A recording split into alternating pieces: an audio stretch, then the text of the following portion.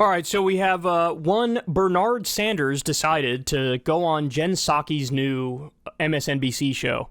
And look, this is a weird gathering here, you know, because you got Jen Psaki is sort of a mouthpiece for the corporate Democratic wing of the party. And Bernie, of course, is no fan of that wing of the party. And they get into an interesting back and forth here. They're discussing Bernie Sanders' book, you know, why it's okay to be angry about capitalism. It's something like that is the title. And this gets a little testy. Let's watch and we'll break it down. Former President Trump has appealed to working class voters, as have you, over the course of your career quite a bit. And in a recent CNN poll, Jen, I don't appeal to working class voters. I appeal to voters in general. And all of the issues you certainly do. About. You certainly do, Senator. I have a point here. Let me get to it. In a recent CNN poll, 58% of Republicans without a four-year college degree said nominating Trump again would give the party its best chance of winning in 2024. And you have warned about not focusing on issues that are important to a range of Americans in the working class. Are Democrats underestimating Trump? Is that something you're concerned about as you're watching? Of course they're underestimating Trump. But the issue that we should ask ourselves is how does it happen when you have a pathological liar who is a billionaire who could care less about working class people ends up with so much working class support? And the reason is that for too many years, the Democratic leadership has turned its back on working people. So you'll have today a minimum wage which remains at $7.25 an hour. That makes sense? You are the only major country on earth that doesn't guarantee health care to all people as a human right. Talking to you 50 miles away from the Canadian border. They spend one half as much as we do per capita. You guarantee health care to all people. We pay the highest prices in the world for prescription drugs. We have corporations who are making it harder for workers to join unions. We have a child care system, which is a total disaster. Do you think we're paying attention to the needs of the working class in this country? Billionaires are doing phenomenally well. It's time we stood up with work for working people and fought for a government and a society that work for all of us. And when you do that, I think people will see the fraudulent nature of somebody like Donald Trump. President Biden said this week he plans to run. Let me just break that down for you. He's saying, hey, man, this is easier than you think it is, right? Like, hey, Democrats, this is easier than you think it is. If you are fighters, and I mean true fighters for working class people, they will recognize it and you will be rewarded. Now, to be fair, Democrats did do pretty well electorally in the last three elections, and in the midterms, they overperformed. It was supposed to be a red wave, and the right underperformed massively. But I would argue that's not necessarily because the Democrats are doing a good job, but it's because the right is absolutely bonkers, insane, crazy. I mean, they ran an election on the 2020 election being rigged and a trans panic and, crime hysteria. And it just didn't land. None of it landed. You want to know why? Because people are like, hey, man, I need to pay the bills. I need food on my table. I need to be able to pay the water bill and the electric bill. Like, there are more serious issues to talk about, and people felt like the Democrats just had more of that normie feel to them. But Bernie's point, I think he's right about this, is if you actually fight, aggressively for working class people, we saw what happens with FDR. When FDR was president, at one time he had 80% of the House were Democrats and 80% of the Senate were Democrats. That's amazing. We think today, like, that's impossible. You'll never get to a point like that ever. Because, the pendulum theory of politics, things just swing back and forth. But that's assuming everybody's still brazenly corrupt. If you actually have people who are fighting for working people, no, you can easily have 80% and 80% again. I wouldn't say it's easy, but if you actually were to implement this idea, you could get to that point again. FDR won 4 times the White House. Now, of course, we have term limits because the Republicans looked at that and said, oh my God, this is crazy. We'll never be able to beat these guys. We need to, have term limits or something. He won 4 times. And his roadmap is the way. Just do things that help working people and they will reward you. So that's his point. I think he's 100% correct about that. Re-election, but he is not yet prepared to announce. You have said you're going to support. Oh, sorry. One more thing. I need to point this out. I can't miss this. It's too important. Another reason Democrats did way better in the last election was Roe versus Wade was overturned. And the right was like, let's do a national abortion ban. And that's super extreme, and the polls show Americans aren't with them. So again, the people who felt more normie to normie Americans was Democrats, and that's why they did better. President Biden, but are there places... Fraudulent nature of somebody like Donald Trump. President Biden said this week he plans to run for re-election, but he is not yet prepared to announce. You have said you're going to support President Biden, but are there places, and maybe you touched on some of them just now, where you've been frustrated that his administration hasn't gone far enough at this point?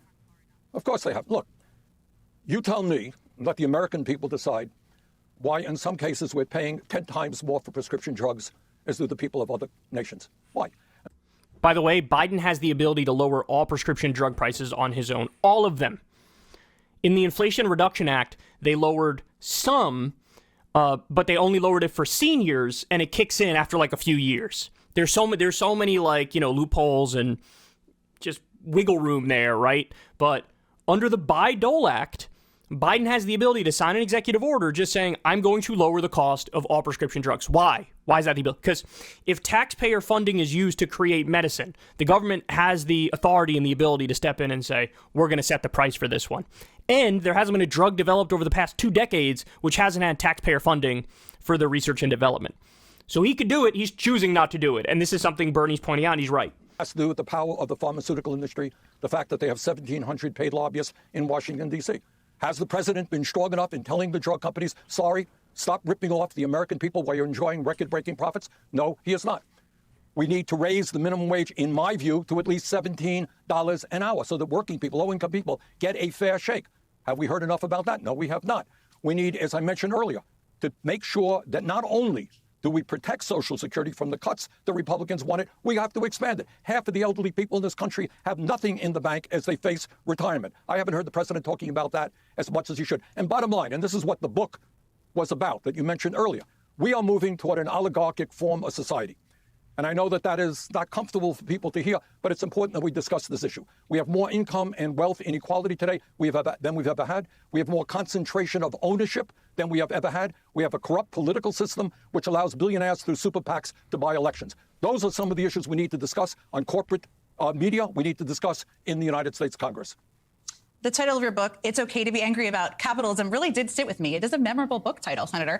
Of all the things voters are angry about, and there are many, abortion, the lack of progress on gun reform, even Clarence Thomas's questionable relationship with a billionaire. I know how you feel about billionaires. Why should capitalism be at the top of that list? Why was that important to be in the title of that book?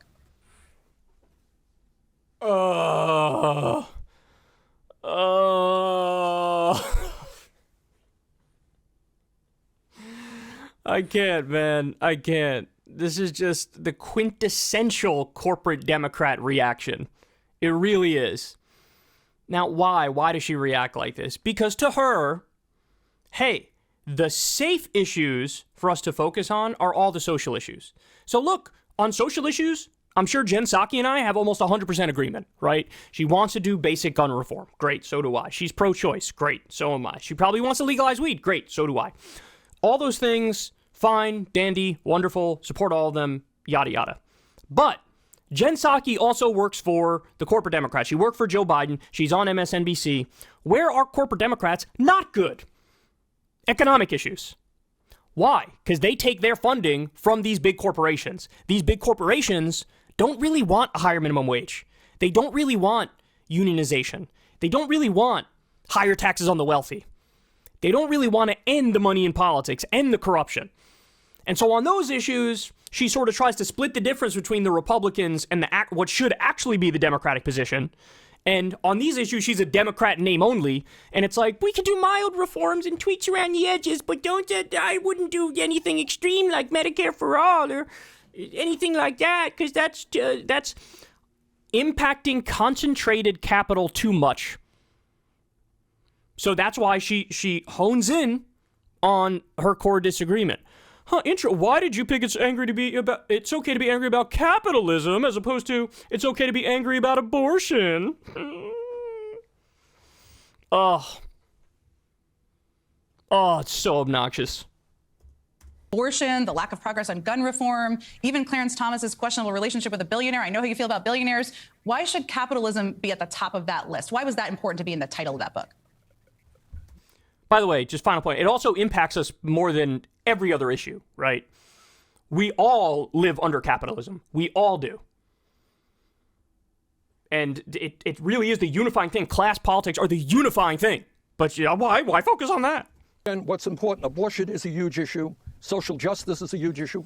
But, sometimes the corporate media forgets about it and Congress forgets about it. You and I are chatting today. Do you know that there are tens and tens of millions of Americans who cannot afford health care, who are scared to death that if their kid or their parent gets sick, they don't know what's going to happen? There are people working for starvation wages. There are moms who can't afford to send their kids to decent childcare, can't even find a slot. Those are issues of enormous consequence we don't talk about. Now, you tell me, you got 3 people on top today who own more wealth than the bottom half of American society. Is that an issue we should be talking about? Does that sound like we have an economy that works for all of us or just the few? Is that an issue worth discussing? We're talking about it now, Senator, so I'm happy to have you on. I wanted to ask you about I did want to ask you, sir, about President Biden's nomination of Julie Su for... Oh, she's like, get off it, get off it, get off it, get off it. Oh, my God. Oh, my God.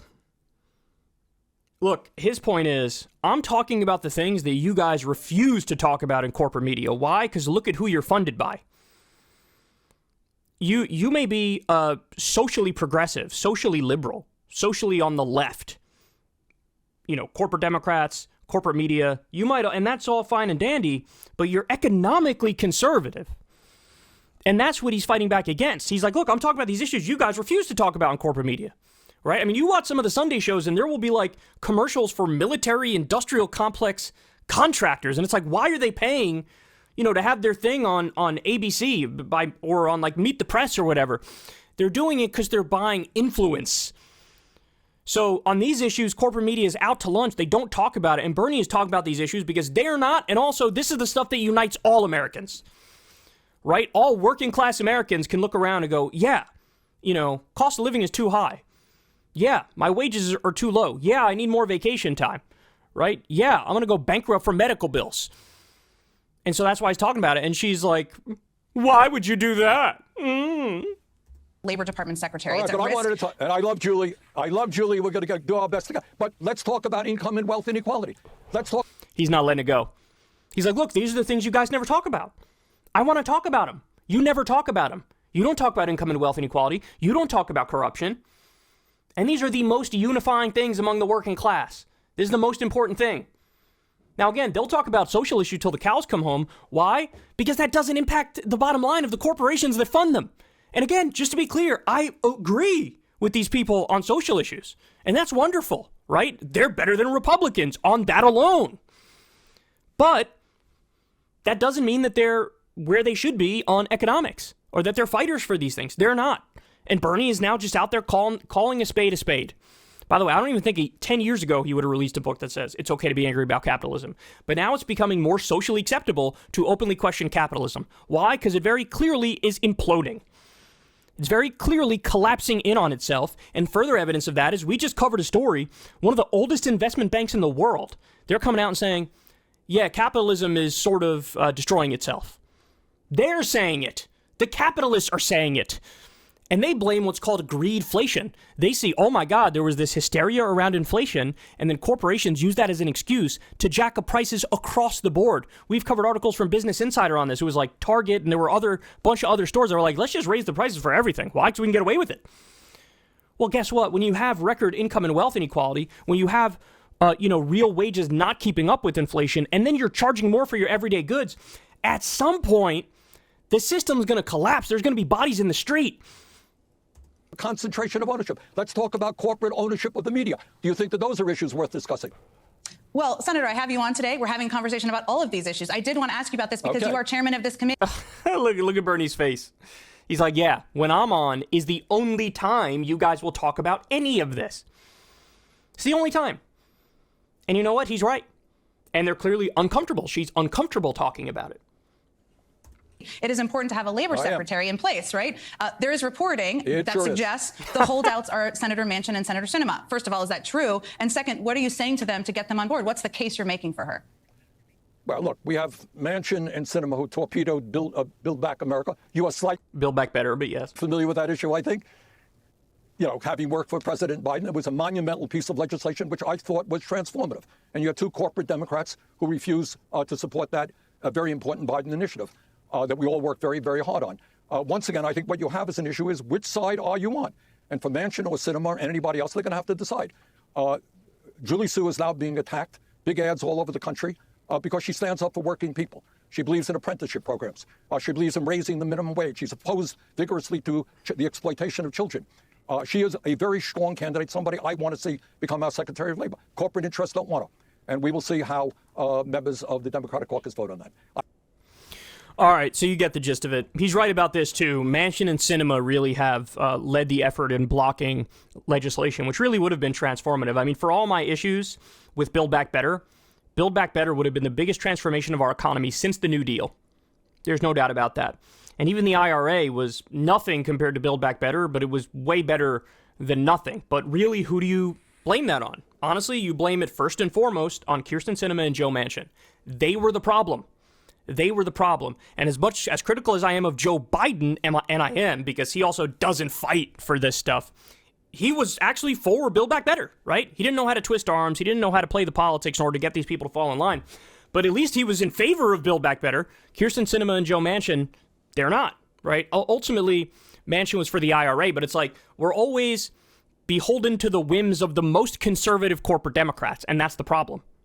So anyway, Bernie doing a great job busting up Jen Psaki here. You could see it was kind of tense, but fundamentally the issue is what? Corporate Democrats will never be as serious as Bernie is about corporate power and the flaws of capitalism, because they are funded by the people who benefit from this system. They're not as bad as the Republicans. They're in favor of more reform than the Republicans are, but that's damning with faint praise. Hey y'all, do me a favor and like and subscribe. It helps out big time in the algorithm. Click the bell as well for notifications when videos drop, and watch that video on screen right now. You know you want to.